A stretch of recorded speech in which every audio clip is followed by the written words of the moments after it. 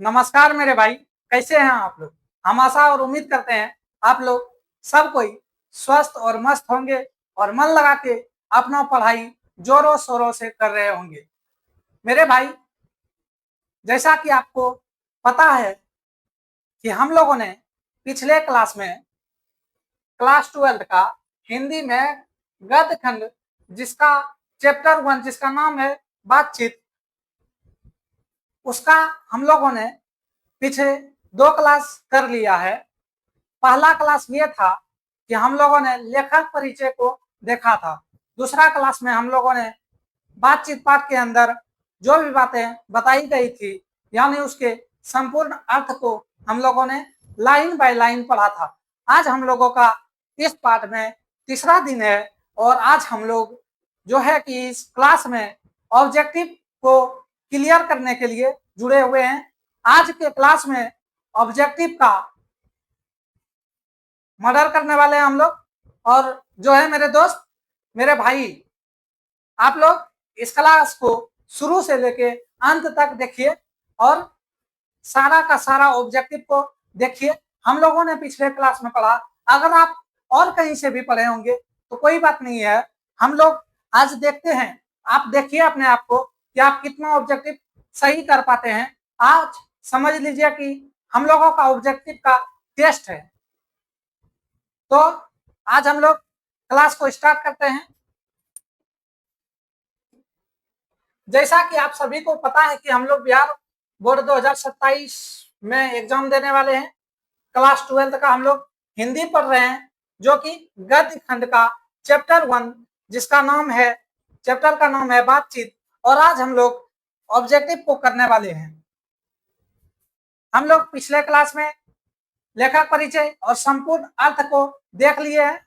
और मेरे भाई, जो भी नहीं देखा है, जो भी नहीं देखे हैं, आप लोग पिछले क्लास में जाके देख सकते हैं। बहुत ही अच्छी तरीके से बारीकी से समझाए हैं एक एक चीज को। और फिर आज हम लोग ऑब्जेक्टिव करने वाले हैं। आइए ऑब्जेक्टिव को स्टार्ट करते हैं। देखिए, हम लोगों के बीच सबसे पहला ऑब्जेक्टिव आया है। देखिए ऑब्जेक्टिव क्वेश्चन में क्या कहा गया है।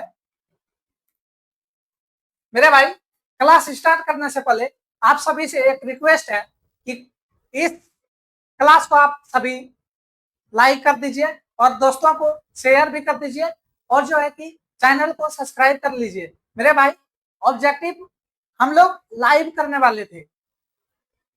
इच्छा तो लाइव क्लास का ही है, लेकिन कि अभी हम लोगों के पास सब्सक्राइबर ज्यादा नहीं है, नया नया चैनल बना हुआ है, इसीलिए जो है कि हम लोगों के पास लाइव आने का कोई ऑप्शन नहीं है। आप लोग जल्दी से 50 प्लस कीजिए, उसके बाद जो है कि हम लोग लाइव जुड़ेंगे और लाइव में क्लास का अलग ही तरह का मजा उठाएंगे। तो मेरे भाई, हम इतना सा आपसे उम्मीद रखते हैं, आप ये चीज को जरूर कीजिएगा और एक प्यारा सा कमेंट आप लोग कमेंट बॉक्स में डाल दीजिए ताकि मेरा मनोबल बढ़े, मोटिवेशनल मिले हमको, ताकि और अच्छा से हम लोग तैयारी कर सके मिलजुल के। चलिए स्टार्ट करते हैं।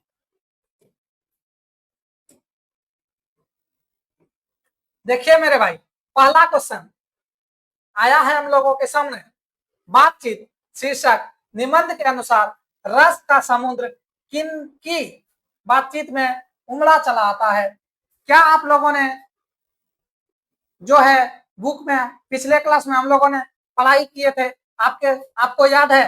देखिए, 2 हमजोली सहेलियों की बातचीत में रस का समुद्र, बात को पकड़िए, बोल रहा है रस का समुद्र। तो रस का समुद्र हम लोगों ने सहेलियों के बातचीत में देखा था, ये होगा इसका आंसर। 2 पुरुषों के बीच बातचीत नहीं, 2 बच्चों के बातचीत नहीं, 2 मूर्खों के बातचीत नहीं। 2 मूर्खों में तो क्या होता है मेरे भाई, 2 मूर्ख अगर पूछ देगा, इसमें सिर्फ और सिर्फ बकेती होता है। क्या होता है? बदकही होता है। और अगर हम लोगों को पूछ दिया जाए कि सबसे अच्छा बातचीत क्या होता है, अगर हम लोगों को पूछ दिया जाए कि लेखक ने सबसे अच्छा और उत्तम तरीका बातचीत का क्या बताया है, तो हम लोग लिखेंगे आत्म वार्तालाप, यानी कि खुद से बातचीत करना। और अगर लेखक पूछेंगे कि दो व्यक्तियों के बीच बातचीत कैसा होता है, तो बोलिएगा कि दो व्यक्तियों के बातचीत असल बातचीत होता है। क्या होता है? असल बातचीत होता है। और ये बात को किसने कहा है? ये बात को एडिसन ने कहा है कि जब दो व्यक्ति आपस में बात कर रहे होते हैं तो वे बिना डरे, बिना कोई परेशानी का आपस में दिल खोलकर बात करते हैं। अगर हम लोगों को पूछे कि तीन लोगों के बीच बातचीत को क्या कहते हैं, तो बोलेंगे अंगूठी में नग के समान। क्या बोलेंगे? अंगूठी के नग के समान। अगर हम लोगों को पूछे चार लोगों का बातचीत को क्या कहते हैं, तो हम लोग बोलेंगे फॉर्मेलिटी। क्या कहते हैं? फॉर्मेलिटी। अगर हम लोगों को पूछेगा कि चार से अधिक लोगों के बातचीत को क्या कहते हैं, तो हम लोग बोलेंगे राम रमौवल। क्या बोलेंगे मेरे भाई? राम रमौवल। अगर कोई सा भी क्वेश्चन पूछ दे तो हम लोग उसके लिए तैयार है। आपसे और थोड़ा सा पूछना चाहते हैं, क्या आपको पता है कि दो बूढ़ों के बातचीत में किस प्रकार का बातचीत होता है? आपको पता है? आप लोगों ने अगर पिछला क्लास किया है तो जरूर ही पता होगा कि दो बूढ़ों के बातचीत हमेशा जो है अधिकतर जमाना चल रहा है, वर्तमान समय में जो जमाना चल रहा है उसका बुराई होता है, और अपने जमाने का वे लोग बड़ाई करता है, वे लोग नौजवान का बुराई करता है। मुख्य बात उन लोगों का यही होता है। अगर आपसे पूछ दे मेरे भाई कि दो बूढ़ी लोग जो होती है, दो बूढ़ियों का बातचीत कैसा होता है, तो इसमें आप लोग क्या कहिएगा? आपका क्या विचार है? आप लोगों ने पढ़ा होगा कि दो बुढ़ियों का जो बातचीत होता है, अगर ऐसा क्वेश्चन हम लोगों के बीच आएगा, उसमें लिखेंगे कि दो बुढ़ियों का बातचीत अक्सर बेटी और बहू का शिकायत को लेकर होता है। ठीक है। अगर पूछेगा खिलाड़ी के बीच बातचीत, तो वे जो है कि अपना तारीफ सुनना चाहता है, ये सारी चीजें। अगर पूछेगा मेरे भाई, जैसे कि यहाँ पूछा भी है, दो दो या दो छोड़िए, अगर पूछेगा कि मूर्खों के बीच बातचीत, तो क्या बोलेंगे? उसमें बोलना है कि उसमें कोई सा भी बातचीत नहीं होता है, सिर्फ उसमें बकेती होता है। अगर पूछेगा कि 25 वर्ष से ऊपर वालों के बातचीत, तो उसमें जो होता है कि उसके बात में दम होता है।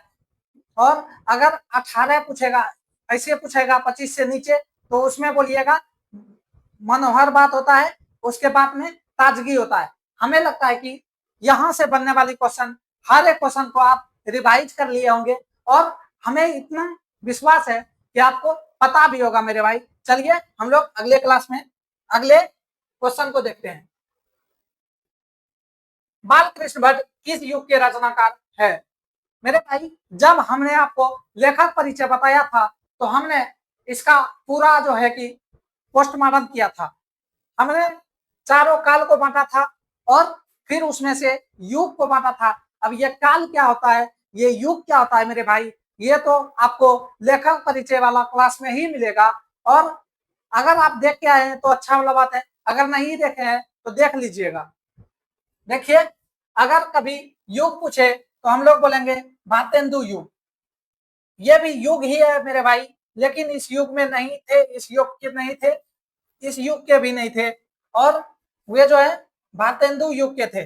अगर मेरे भाई, अगर यहाँ पर युग ना रहता, काल रहता, तब क्या लिखते हम लोग? तब लिखते भारत आधुनिक काल। क्या लिखते? आधुनिक काल।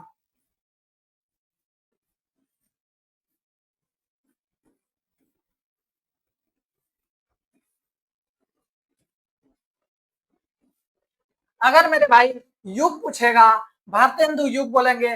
अगर मेरे भाई काल पूछेगा, आधुनिक काल पूछेंगे। ये चीज में आपको कंफ्यूजन नहीं होना चाहिए।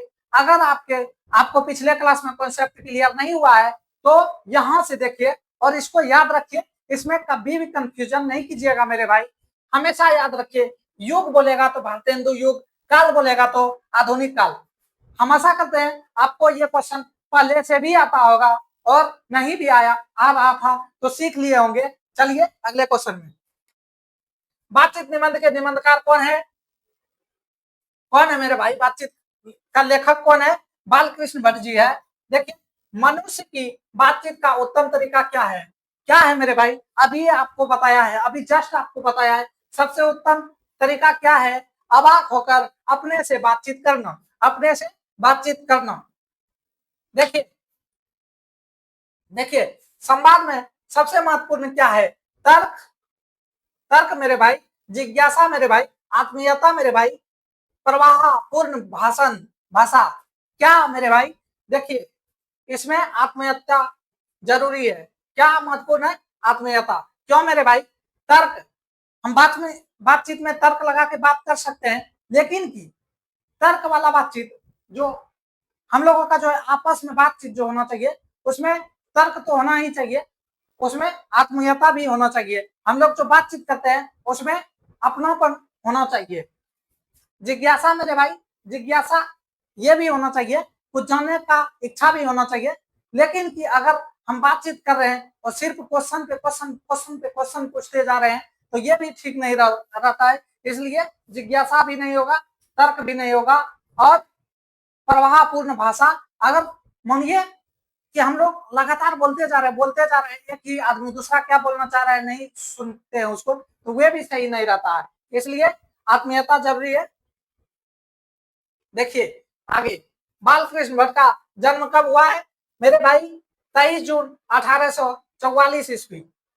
मेरे भाई, आपको इसमें ऐसे बताया था कि जून, जून, जुलाई, अब ये दिसंबर आ गया, इससे तो हमें कोई मतलब नहीं रखना है अभी फिलहाल। अब देखिए, जून और जुलाई, अगर इसमें आप कंफ्यूजन करते हैं तो आपको बताया था हमने क्लास में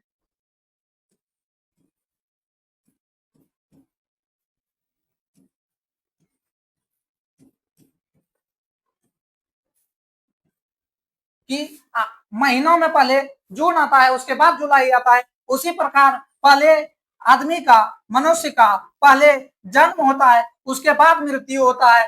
तो जून में हुआ था, जून में हुआ था, जुलाई भी खत्म हो गया मेरे भाई। अब 23 जून दोनों मैच कर रहा है, तो इसको यहाँ पे याद रखना होगा, और 1844 होगा। चलिए अगला क्वेश्चन देखते हैं। देखिए, संयोगिता स्वयंवर रचना है। संयोगिता स्वयंवर किसकी रचना है मेरे भाई? तो इसमें आप कंफ्यूज कीजिएगा, इसमें आपको कंफ्यूजन होने का संभावना है मेरे भाई। इसमें आप बोलिएगा बालकृष्ण भट्ट, नहीं मेरे भाई, बालकृष्ण भट्ट जी इनके लेखक नहीं है। बालकृष्ण भट्ट जी ने इनका विरोध किया था, ठीक है। और ये संयोगिता स्वयंवर किसकी रचना है मेरे भाई? श्रीनिवास दास की रचना है। किसकी रचना है? श्रीनिवास दास की रचना है। इसको आप ध्यान में रखिएगा। चलिए आगे देखते हैं, कौन सी रचना बालकृष्ण भट्ट की नहीं है। आपको बहुत सारे रचना को बताया था हमने, आशा करते हैं आपको याद भी होगा। देखिए कौन सी रचना नहीं है। न्यूनतम ब्रह्मचारी है, 100 अजान एक सुजान है, सद्भाव का अभाव है, परीक्षा गुरु नहीं है मेरे भाई, नहीं है। इसलिए जो है कि इसका जो है सही आंसर क्या होगा मेरे भाई? सही आंसर ऑप्शन नंबर डी होगा। सही आंसर क्या होगा? ऑप्शन नंबर डी होगा, क्योंकि पूछा है कौन सा नहीं है। चलिए आगे देखते हैं, कौन सी रचना बालकृष्ण भट्ट की है? कौन सी रचना मेरे भाई बालकृष्ण भट्ट की है? देखिए, रेल का विकट खेल, हाँ भैया है। कछुआ धर्म नहीं है भैया। रेणुका भी नहीं है, ये भी नहीं है। चलिए अगला क्वेश्चन देखते हैं। भट्ट जी को किसने अंग्रेजी साहित्य के एडिशन और स्टील के श्रेणी में रखा मेरे भाई? किसने रखा था? किसने रखा था? ओ भाई, इसको तो रामचंद्र शुक्ल ने रखा था। किसने रखा था? रामचंद्र शुक्ल ने रखा था। चलिए आगे देखते हैं। अगला क्वेश्चन आपके सामने आया है, बालकृष्ण भट्ट ने कौन सा मासिक पत्र निकाला था? बालकृष्ण भट्ट जी जो महीने में एक बार निकालने वाला बुकलेट जो था, उनका नाम क्या था मेरे भाई?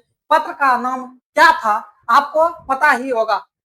बातचीत चैप्टर पढ़ रहे हैं और हिंदी प्रदीप के बारे में नहीं जान रहे हैं, ये कोनो बात हुआ? हिंदी प्रदीप के बारे में सभी को जानता होगा जो बातचीत चैप्टर को पढ़ लिया है मेरे भाई। चलिए आगे देखते हैं। अगला क्वेश्चन देखिए, बातचीत किस विधा की रचना है? मतलब कि बातचीत जो है मेरे भाई वे क्या है? कहानी है, कविता है, निबंध है, क्या है? देखिए मेरे भाई, आलोचना नहीं है, कहानी गीत ये भी नहीं है, ये भी नहीं है, निबंध है, ललित निबंध है। चाहे एग्जाम में सिर्फ निबंध आए या सिर्फ ललित निबंध आए, वे भी चलेगा, अगर दोनों आए वे भी चलेगा। चलिए आगे देखते हैं। रॉबिन्सन क्रूसो ने 16 वर्ष के उपरांत किसके मुख से एक बात सुनी थी? हम लोगों ने पढ़ा था कि रॉबिन्सन क्रूसो जो थे वे 16 वर्ष तक जंगलों में रहे थे, जहां उसे इंसानी आवाज सुनने का मौका नहीं मिलता था और वे बातचीत नहीं कर पाते थे। मेरे भाई, जब वे लगभग उनका 16 वर्ष हुए जंगल में रहे, उसके बाद जो है कि फ्राइडे के मुख से उन्होंने पहली बार जो है कि बात सुनी थी और उसे ऐसा लगा कि जो है कि हमने फिर से आदमी के रूप में जन्म लिया है, मेरा फिर से जन्म हुआ है।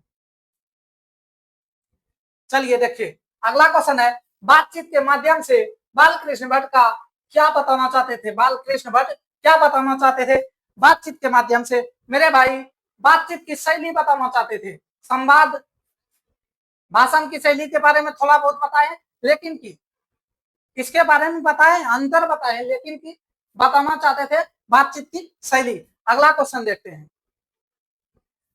बालकृष्ण भट्ट का निवास स्थान कहाँ है? मेरे भाई, ये वाला क्वेश्चन को किसने नहीं जानता होगा? इसको तो हर एक स्टूडेंट जानता होगा। देखिए, लखनऊ उत्तर प्रदेश नहीं मेरे भाई, इलाहाबाद उत्तर प्रदेश। अरे भाई देखते हैं, मथुरा नहीं रे, बनारसी ये भी नहीं रे, क्या होगा मेरे भाई? इलाहाबाद उत्तर प्रदेश होगा। क्या होगा? इलाहाबाद उत्तर प्रदेश होगा। प्रयागराज कर दिया गया है। आगे देखते हैं, 2018 में चेंज किया था। बालकृष्ण भट्ट ने हिंदी प्रदीप नामक मासिक पत्रिका निकालना कब प्रारंभ किया था? 1877 ईस्वी में। कब किया था? 1877 ईस्वी में। अगला क्वेश्चन देखिए, बोलने से ही मनुष्य के रूप का साक्षात्कार होता है, यह किसने कहा है? मेरे भाई, ये क्वेश्चन को आप बताइए, सोचिए, उसके बाद हम बताएंगे। सोच लिए, आया आंसर? आया? आ गया तो बहुत अच्छा है, नहीं आया तो हम बताते हैं। आप कहां पे नहीं बता पाए होंगे, या तो एडिशन या बेन जॉनसन, इसमें तो आप ध्यान ही नहीं गया होगा आपका, आप यहाँ पे कंफ्यूज किए होंगे। अब मेरे भाई बोल देते हैं कि इसको जो है कि मनुष्य, बोलने से ही मनुष्य के रूप का साक्षात्कार होता है मेरे भाई, उसको बेन जॉनसन ने बोला था। किसने बोला था? बेन जॉनसन ने बोला था कि आप किसी को रूप के अनुसार नहीं देख के जज कर सकते हैं कि वह कैसा इंसान है, वह कैसा विचार रखता है।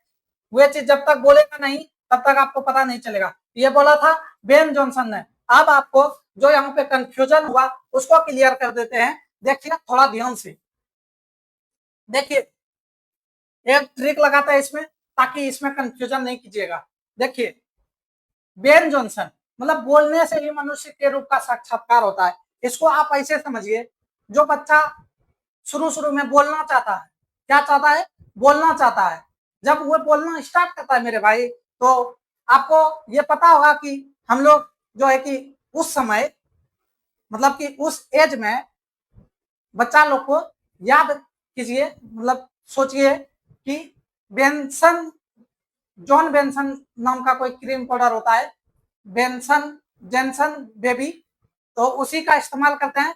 तब तक उसको उस समय में वही लगाते हैं। तो आप थोड़ा सा यहाँ पे याद रखिएगा कि बोलने से, मतलब बोलने का शुरुआत क्या, बोलने का शुरुआत क्या, वह बच्चा था। क्या उस समय उसको बेंसन, जॉन बेंसन, मतलब जो है क्रीम पाउडर लगाते थे, जो भी नाम हो, हमको याद नहीं है अभी फिलहाल। अब देखिए, एडिशन के बारे में कंफ्यूजन भी नहीं करना है।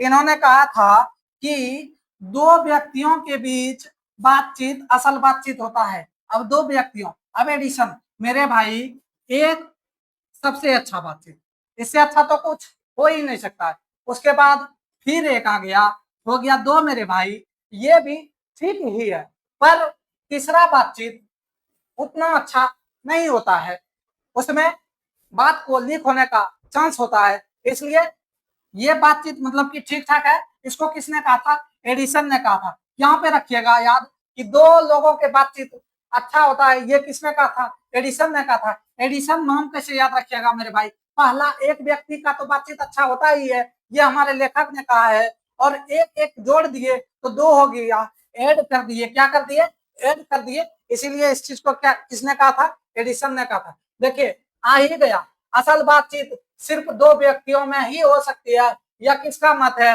एडिशन का, किसका, एडिशन का। यहाँ पे आप बेन जॉनसन मारिएगा नहीं मेरे भाई, यहाँ पे एडिशन मारेंगे, आपको इतना सा ध्यान में रखना है। देखिए बातचीत से मन किस प्रकार का हो जाता है, बताइए बातचीत से मन किस प्रकार का हो जाता है, क्रोधपूर्ण हो जाता है, भारी और बोझिल, नहीं मेरे भाई, हल्का और स्वच्छ हो जाता है, क्या हो जाता है, हल्का और स्वच्छ हो जाता है। देखिए किसके ना होने से सृष्टि गूंगी प्रतीत होती है, किसकी ना होने से मेरे भाई, हम लोगों ने तो यही तो पढ़ा, सिर्फ यही तो पढ़ा कि वाक शक्ति हमारे लिए बहुत जरूरी है, अगर वाक शक्ति नहीं होगा तो यह सृष्टि गूंगी प्रतीत होगा, ना जाने कौन किधर लूंज पुंज सा कोने में बैठा दिया गया होगा। देखिए आर्ट ऑफ कन्वर्सेशन कहाँ के लोगों में सर्वाधिक प्रचलित है, अरे भाई आर्ट ऑफ कन्वर्सेशन यूरोप के लोगों में सर्वाधिक प्रचलित है। अगर बोलेगा कि यूरोप के लोगों के बातचीत करने के तरीके को क्या कहते हैं, तो मेरे भाई आर्ट ऑफ कन्वर्सेशन कहते हैं। देखिए अगला क्वेश्चन, बालकृष्ण भट्ट के पिता का क्या नाम था, बालकृष्ण भट्ट जी के पिता का क्या नाम था मेरे भाई। अब यहाँ पे आपको क्लास में भी अच्छा से बताया था, अभी भी देख लीजिए मेरे भाई, आप इसको पढ़े हैं, आपको पता भी है, लेकिन भी बहुत सारे स्टूडेंट ऐसे होंगे जिसको यहाँ पे कंफ्यूजन हुआ होगा, या फिर अभी आपको पता है, आगे चलकर कभी हो भी सकता है, इसलिए जिसने क्लास को किया था लेखक परिचय उसे तो नहीं होगा, आप भी यहाँ पे सीख लीजिए। देखिए मेरे भाई, देखिए देनी है, बेनी है, टेनी है, सेनी है, मेरे भाई ये कंफ्यूज करने के लिए ही दिया जाता है, आपको यहाँ पे याद रखना है बाबा, ठीक है। बालकृष्ण भट्ट जी के एक बॉस है बालकृष्ण भट्ट और दूसरा से बेनी प्रसाद भट्ट, पिताजी क्या थे, बेनी प्रसाद भट्ट थे, क्या थे, बेनी प्रसाद भट्ट थे। और इसी तरीके से यह भी होता है कि बातचीत के लेखक कौन है, एक बॉस है बातचीत और दूसरा से बालकृष्ण भट्ट, आपको ये बाबा याद रखना है, आपको बाबा याद रखना है। चलिए आगे देखते हैं, आप यहाँ पे कभी भी कंफ्यूजन नहीं कीजिएगा।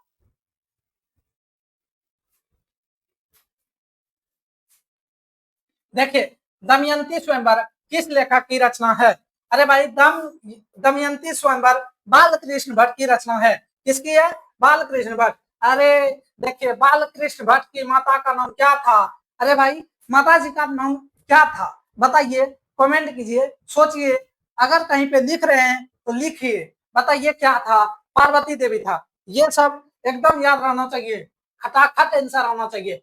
निबंध लेखन की दृष्टि से भारतेंदु हरिश्चंद्र, भारतेंदु युग कैसा था, मेरे भाई निबंध लेखन की दृष्टि से इसको समझिए। बोलते हैं कि जब निबंध लिखा गया था उस समय आधुनिक युग में, वह युग कैसा था निबंध के लिए, क्या और दोबारा मतलब उपजाऊ होता मेरे भाई, क्या उपजाऊ था, मतलब निबंध लिखने की तरीका को और ज्यादा उपजाऊ किया गया था, बढ़ावा किया गया था, अनुपयोगी था, या फिर उस समय निबंध नहीं लिखा जाता था, या फिर प्रगतिशील था, या फिर प्रगतिशील था, यानी कि निबंध बहुत जोरों शोरों से चला था, या फिर प्रतिगामी था, मतलब निबंध को पीछे ही किया जा रहा था, बताइए यहाँ पे होगा और उर्वर होगा मेरे भाई, क्योंकि उस समय निबंध लिखने का शुरुआत हुआ था, उस समय बहुत ज्यादा प्रगतिशील भी नहीं था मेरे भाई, उस समय बहुत ज्यादा चल भी नहीं रहा था, उस समय उपजाऊ हो रहा था निबंध लिखना, उस समय शुरुआत हो रहा था, उससे पहले निबंध नहीं लिखा जाता था, कहानी नहीं चलता था, उसके पहले जो काल था, यानी कि आधुनिक काल के पहले जो है कि कविता वगैरह में ही सारा चीज लिखा जाता था, उसके बाद फिर आधुनिक काल में जो है कि जोरों शोरों से काम स्टार्ट हुआ गद्य के ऊपर, ठीक है, तो निबंध भी गद्य में ही आता है, इसलिए ऑप्शन ए होगा इसका आंसर। बताइए, बातचीत के जरिए भाव बनकर क्या बाहर निकल जाता है? बातचीत के जरिए मेरे भाई होगा मवाद और धुआं भाव बनकर निकल जाता है। हमें बातचीत करना आवश्यक है। देखिए, बालकृष्ण भट्ट के पिता पेशे से क्या थे? मेरे भाई, बातचीत के लेखक बालकृष्ण भट्ट जी के पिता क्या थे? वे क्या करते थे? मेरे भाई, वे व्यापारी थे, व्यापार करते थे। देखिए देखिए, जैसा काम वैसा परिणाम किस लेखक द्वारा रचित प्रहसन है? मेरा भाई, प्रहसन मतलब आपको बताया था कि ये नाटक होता है। देखिए, जैसा काम वैसा परिणाम, ये क्या है? किसने लिखा है इसको? बालकृष्ण भट्ट जी ने। किसने? बालकृष्ण भट्ट जी ने। आगे देखिए, चंदू खाने शब्द का अर्थ क्या होता है? आपको क्लास में बताया था। खैनी गुटखा सब जो खाते हैं उसी को चंदू खाने बोलते हैं। अफीम खाने वाले लोगों की मंडली के लिए सुरक्षित स्थान मेरे भाई, जैसे पूजा करने वालों लोगों के लिए मंदिर एक स्थान होता है, पूजनीय स्थान होता है, उसी प्रकार इसका भी एक स्थान होता है। सभी लोग जब जगह पर एकजुट होते हैं उसके बाद अपना कार्य को करते हैं। देखिए, बालकृष्ण भट्ट का निधन कब हुआ था? हम लोगों ने जन्म देखा, अब निधन को भी देख लेते मेरे भाई। यहाँ पे तो जन्म यानी जून और जुलाई से कोई काम नहीं कर रहा है, ऑप्शन पे छोड़ दीजिए। डेट भी सेम है, ये भी काम नहीं किया। याद है? याद है आपको बताए थे, क्या बताए थे मेरे भाई? कि ये 4 मिला लीजिएगा, यानी कि 44 में जन्म हुआ था, 1844 में, और 1914 में मृत्यु, यानी कि आपको 4 मिलाना है मेरे भाई। बताइए 4 कहाँ मिलता है? यहाँ पे है? नहीं है। यहाँ पे? यहाँ भी नहीं है। अरे भाई, ये होगा सी नंबर। सी नंबर होगा, कोई कंफ्यूजन नहीं होना चाहिए इस क्वेश्चन। नाटक के प्रारंभ में होने वाले मंगल पाठ को क्या कहा जाता है मेरे भाई? अरे भजन नहीं कहते हैं, नंदी पाठ कहते हैं। अरे हाँ, नंदी पाठ कहते हैं, मंगलाचार्य भी नहीं कहते, आरती भी नहीं होता है। देखिए, चन्निस्तान शब्द का क्या अर्थ है मेरे भाई? हरे भरे बागों का इलाका। क्या होगा? हरे भरे बागों का इलाका।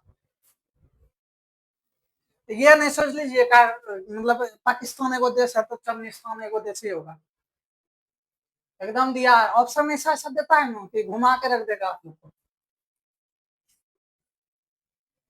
देखिए, वाक शक्ति के अनेक फायदों में कौन दो है? अरे भाई, ले हम लोगों को इस पाठ में यही तो सिखाया गया, हम लोगों को यही तो बताया गया था कि मतलब कि स्पीच और बातचीत में अंतर को तो बताया गया था। मतलब कि यही होंगे, क्या होंगे? डी नंबर सही होंगे। आगे देखते हैं, 100 अजान एक सुजान नामक उपन्यास के उपन्यासकार कौन है? मेरे भाई, बालकृष्ण भट्ट जी हैं। कौन है? बालकृष्ण भट्ट जी हैं। देखिए, अरे भाई, रॉबिन्सन क्रूसो को कब तक मनुष्य का मुख देखने के लिए नहीं मिला था भैया? अभी ये क्वेश्चन पहले भी आया था, सिर्फ क्वेश्चन को पलटा दिया है। क्या किया है मेरे भाई? सिर्फ क्वेश्चन को पलटा दिया है। क्या किया है? पलटा दिया है। अरे भैया बताइए, 16 वर्ष तक नहीं सुना था। 16 वर्ष तक मनुष्य मुख और भाषा मुख देखने के लिए मतलब आसपास में है ही नहीं, तो भाषा क्यों सुन लेगा? इसीलिए 16 वर्ष तक उन्होंने नहीं मनुष्य मुख को नहीं देखा था। अब पूछेगा यहीं पे, जिस तरह पहले पूछ भी दिया था, क्वेश्चन आया था कि उन्होंने जो भाषा सुना वह सबसे पहले किसके मुंह से सुना? तो फैराडे के मुंह से। किसके मुंह से? फैराडे के मुंह से। देखिए, बालकृष्ण भट्ट क्या नहीं थे मेरे भाई? इंपॉर्टेंट क्वेश्चन, इसको भी थोड़ा सा ध्यान में रखिएगा और आपको इस पर विशेष ध्यान देना चाहिए, क्योंकि अभी तक का सारा क्वेश्चन आसान आसान था, ये थोड़ा सा कंफ्यूज करने वाला है। ध्यान से देखिए, बालकृष्ण भट्ट जी, हम लोगों ने पाठ में पढ़ा, बालकृष्ण भट्ट जी ऐसे तो बहुत सारा काम करते थे, लिखते थे, लेकिन कि उसे निबंध लिखना अधिक पसंद था। अगर क्वेश्चन में आता कि बालकृष्ण भट्ट जी को क्या लिखना अधिक पसंद था, तो हम लोग मारते निबंध। यहाँ पूछा है कि बालकृष्ण भट्ट जी क्या नहीं थे? पत्रकार थे। अरे भैया, पत्रकार लिखे हैं, पत्रकार हैं, तभी तो उन्होंने हिंदी प्रदीप जैसा उसको लिखा। वे भी क्या था? एक तरफ से पत्र ही था, अखबार ही था। वे सिर्फ महीने में एक बार आता था, अभी हम लोगों का डेली आता है। उसी प्रकार से उसका महीने में पूरा महीने दिन का जितना भी समाज में हो रहा था वे सारी चीजों को लिखा जाता था उसमें, वही तो हुआ, एक ही तो काम हुआ, वह तो उन्होंने किया। आप बताइए आलोचना कर, अरे भैया आलोचना तो करने क्या है बालकृष्ण भट्ट जी ने संयोगिता स्वयंवर का। और देखिए निबंधकार, ये तो उसका फेवरेट है मेरे भाई, तो ये कैसे बोल देंगे कि वे नहीं थे निबंधकार, निबंध उसका लिखना फेवरेट था। इसलिए देखते हैं महाकाव्यकार, उन्होंने वे क्या नहीं थे, महाकाव्यकार, याद रखिएगा। देखिए बालकृष्ण भट्ट ने मोटा मोटी कुल कितने निबंध लिखे थे, तो ये भी आपको पता होगा, बालकृष्ण भट्ट ने मोटा मोटी लगभग 1000 के लगभग आसपास निबंध लिखे थे। देखिए बालकृष्ण भट्ट के समय के कौन कौन साथी साहित्यकार थे उस समय, भारतेंदु युग में बालकृष्ण भट्ट जब हिंदी को बढ़ावा दे रहे थे, उस समय गद्य गद्य को बढ़ावा दे रहे थे, तो उस समय उसके साथ कौन कौन थे, देखिए भारतेंदु हरिश्चंद्र थे, अरे भाई इन्हीं का तो युग चल रहा था, इन्हीं के नाम पे तो युग रखा गया था, वे तो होंगे ही। रामचरण गोस्वामी थे और प्रताप नारायण मिश्र थे, प्रेम गांधी थे, और मतलब ये सब तो आ गए, इसलिए इसमें क्या सही होगा,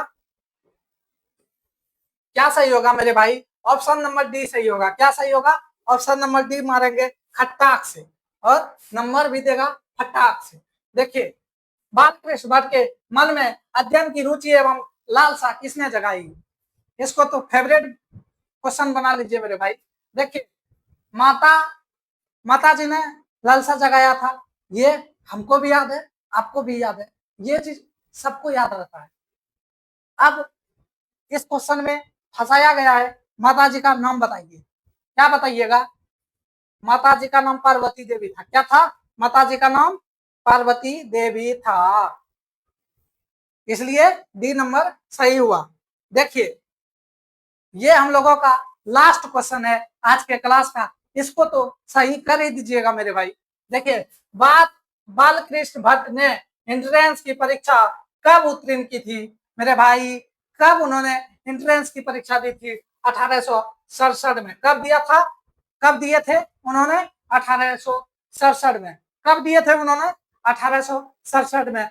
1867 में क्या किए थे उन्होंने, उन्होंने एंट्रेंस की परीक्षा दी थी मेरे भाई।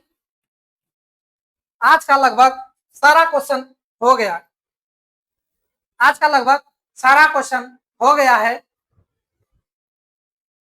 और आपको ये क्लास अच्छा भी लगा होगा, और लगभग एक चैप्टर से हम लोगों ने 40 क्वेश्चन किए, इससे बाहर तो कुछ हो ही नहीं सकता। अगर कुछ हो भी जाए तो उसको भी हम बोल के आपको बता दिए हैं, आप लोगों को रिवीजन हो भी गया होगा, और अगर कोई नहीं जानते थे तो वे जान भी गए होंगे। तो मेरे भाई आज हम लोगों ने पहला चैप्टर का ऑब्जेक्टिव भी खत्म कर दिया, अगला क्लास हम लोगों का सब्जेक्टिव के ऊपर होगा। तो आप लोग इस क्लास को लाइक कर दीजिए, सब्सक्राइब कर दीजिए चैनल को, ताकि हम लोग लाइव आ सके। अभी ये जो चल रहा है ऑब्जेक्टिव चलता लाइव में, आपका देखते हैं कि कौन कितना लोग मतलब कौन कौन सा आंसर दे रहे हैं, उसके बाद अगर कोई गलत आंसर देते तब उसको बताते। पीछे का क्लास नहीं करेगा, सीधा ऑब्जेक्टिव में आएगा, इसीलिए वो सब चीज अभी नहीं हो पा रहा, होगा सब चीज एक ही दिन नहीं होता है, धीरे धीरे होता है, जरूर होगा। तो आज के क्लास को हम लोग यहीं पर खत्म करते हैं मेरे भाई। आप लोग मन लगा के पढ़ाई कीजिए, और हमें पता है कि आप लोग पढ़ाई कर भी रहे होंगे। तो ठीक है, आज के लिए इतना ही, मिलते हैं अगले क्लास में, तब तक के लिए जय हिंद जय भारत।